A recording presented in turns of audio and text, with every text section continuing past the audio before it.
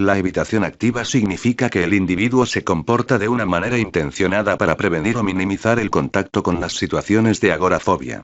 La naturaleza de la evitación puede ser comportamental, por ejemplo, cambiar las rutinas diarias, la elección de un trabajo cercano para evitar el uso del transporte público, encargar las compras a domicilio para evitar entrar en las tiendas y los supermercados o cognitiva, por ejemplo, usar la distracción para superar las situaciones de agorafobia. La evitación puede llegar a ser tan grave que la persona se quede completamente confinada en casa. A menudo, la persona se encuentra en mejores condiciones para hacer frente a la situación temida si va acompañada de alguien, como un socio, un amigo o un profesional de la salud.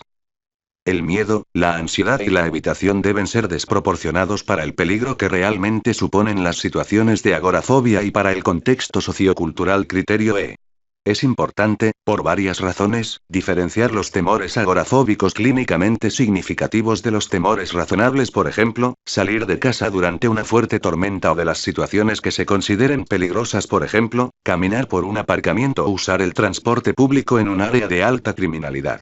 En primer lugar, la evasión puede ser difícil de juzgar a través de la cultura y el contexto sociocultural. Por ejemplo, en ciertas partes del mundo, es socioculturalmente aceptable que las mujeres musulmanas ortodoxas eviten salir de casa solas, y esta evitación no se consideraría indicativa de agorafobia.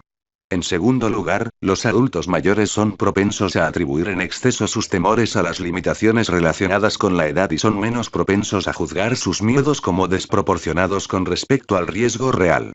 En tercer lugar, las personas con agorafobia tienden a sobreestimar el peligro de los síntomas similares al pánico u otros síntomas corporales. La agorafobia se debe diagnosticar solo si el miedo, la ansiedad o la evitación persiste. Criterio F y si causa un malestar clínicamente significativo o un deterioro significativo en las áreas sociales u ocupacionales, o en otras áreas importantes del funcionamiento. Criterio G. La duración de típicamente 6 meses o más pretende excluir a las personas con problemas transitorios de corta duración.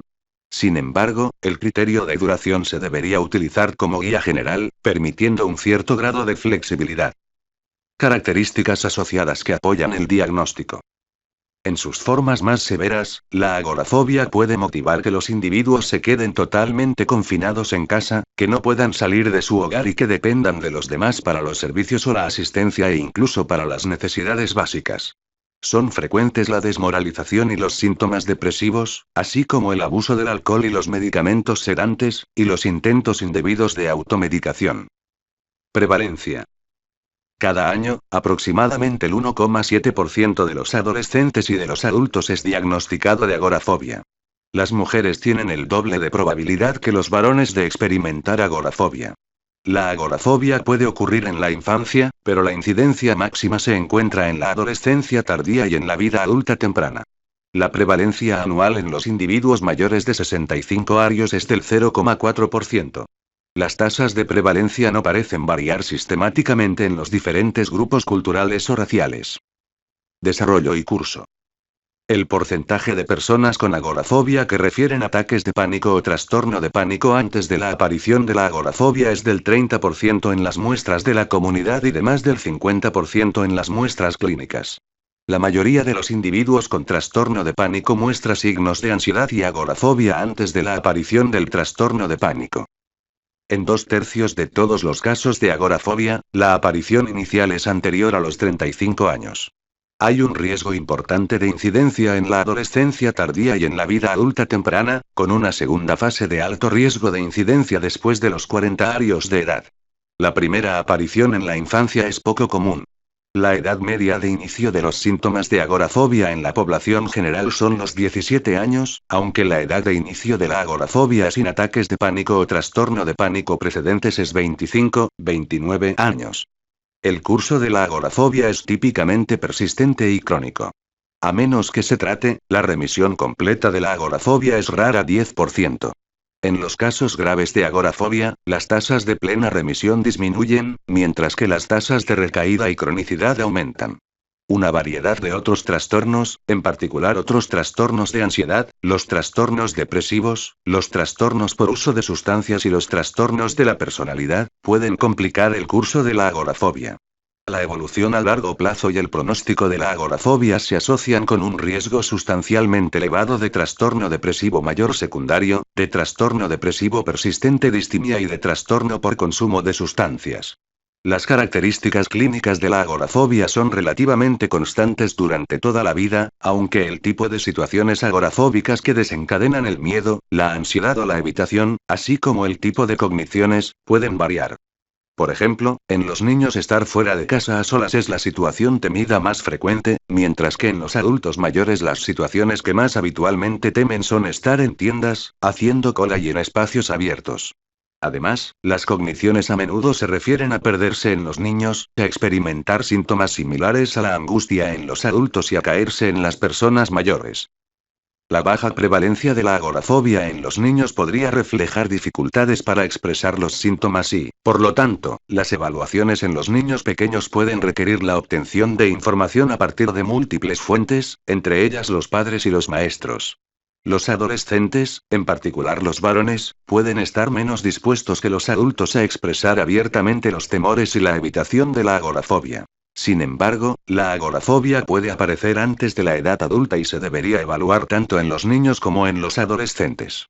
Las personas mayores suelen citar los trastornos comórbidos con síntomas somáticos y las alteraciones motoras, por ejemplo, la sensación de caerse o de tener complicaciones médicas como el motivo del miedo y la evitación. En estos casos debe evaluarse con cuidado si el miedo y la evitación son desproporcionados en relación al verdadero peligro involucrado. Factores de riesgo y pronóstico. Temperamentales. La inhibición de la conducta y la disposición neurótica, por ejemplo, la afectividad negativa, neuroticismo y la sensibilidad a la ansiedad están estrechamente relacionadas con la agorafobia, pero son relevantes para la mayoría de los trastornos de ansiedad, trastornos fóbicos, trastorno de pánico, trastorno de ansiedad generalizada. La sensibilidad a la ansiedad, la disposición a creer que los síntomas de ansiedad son perjudiciales también es característica de las personas con agorafobia. Ambientales. Los sucesos negativos de la infancia, por ejemplo, separación, muerte de los padres y otros acontecimientos estresantes, como haber sido atacado o atracado, se asocian a la aparición de la agorafobia. Además, las personas con agorafobia describen un clima familiar y una crianza caracterizados por escasa calidez y exceso de sobreprotección. Genéticos y fisiológicos. La heredabilidad de la agorafobia es del 61%. De las diversas fobias, la agorafobia es la que tiene la asociación más intensa y específica con el factor genético de propensión a las fobias. Aspectos diagnósticos relacionados con el género. Los patrones de trastornos comórbidos de las mujeres y de los varones son distintos. De acuerdo con las diferencias de género en cuanto a prevalencia de trastornos mentales, los varones tienen mayores tasas de comorbilidad con los trastornos por consumo de sustancias.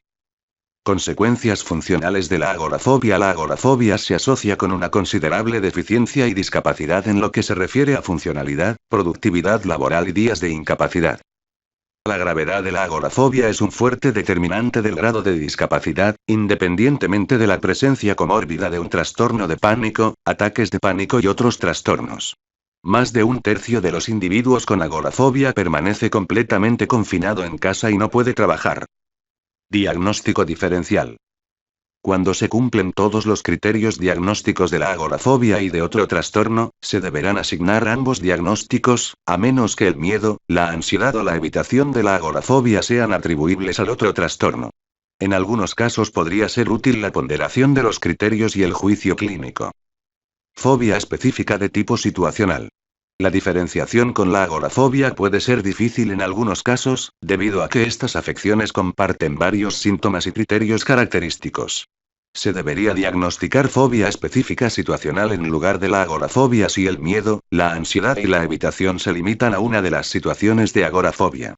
Como método sólido para diferenciar la agorafobia de las fobias específicas se debería exigir el temor a dos o más de las situaciones de agorafobia, en particular en el subtipo situacional. Una característica diferenciadora adicional es la cognición.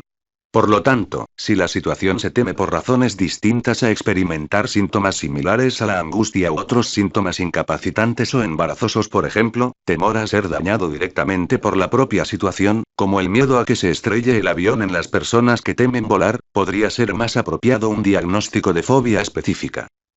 Trastorno de ansiedad por separación. El trastorno de ansiedad por separación se puede diferenciar de la agorafobia mediante el análisis de las cogniciones. En el trastorno de ansiedad por separación, los pensamientos son acerca del desapego de las figuras vinculantes y del entorno del hogar, por ejemplo, los padres u otras figuras de apego, mientras que en la agorafobia, el foco está en los síntomas de pánico u otros síntomas incapacitantes o embarazosos en las situaciones temidas. Trastorno de ansiedad social, fobia social. La agorafobia se debe distinguir del trastorno de ansiedad social basándose principalmente en las situaciones que desencadenan el miedo, la ansiedad o la evitación, y en la cognición. En el trastorno de ansiedad social, la atención se centra en el miedo a ser evaluado negativamente. Trastorno de pánico. No se debería diagnosticar la agorafobia cuando se cumplen los criterios del trastorno de pánico y si las conductas de evitación asociadas con los ataques de pánico no se extienden a la evitación de 2 o más situaciones de agorafobia. Trastorno de estrés agudo y trastorno de estrés postraumático. El trastorno de estrés agudo y el trastorno de estrés postraumático TEC se pueden diferenciar de la agorafobia examinando si el miedo, la ansiedad o la evitación se relaciona únicamente con las situaciones que recuerdan al individuo un acontecimiento traumático. Si el miedo, la ansiedad o la evitación se limita a los recordatorios del trauma, y si el comportamiento de evitación no se extiende a 2 o más situaciones de agorafobia, no estaría justificado un diagnóstico de agorafobia. Trastorno depresivo mayor.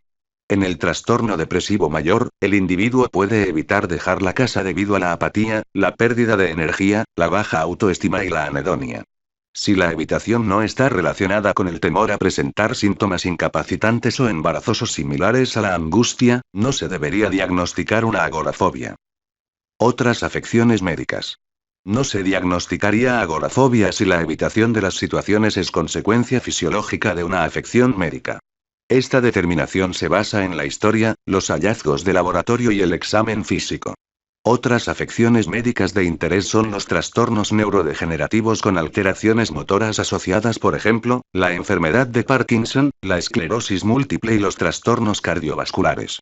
Los individuos con ciertas afecciones médicas pueden evitar ciertas situaciones debido a una preocupación realista por su incapacidad, por ejemplo, los desmayos en un individuo con ataques isquémicos transitorios o por sentir vergüenza, por ejemplo, la diarrea en un individuo con enfermedad de Crohn.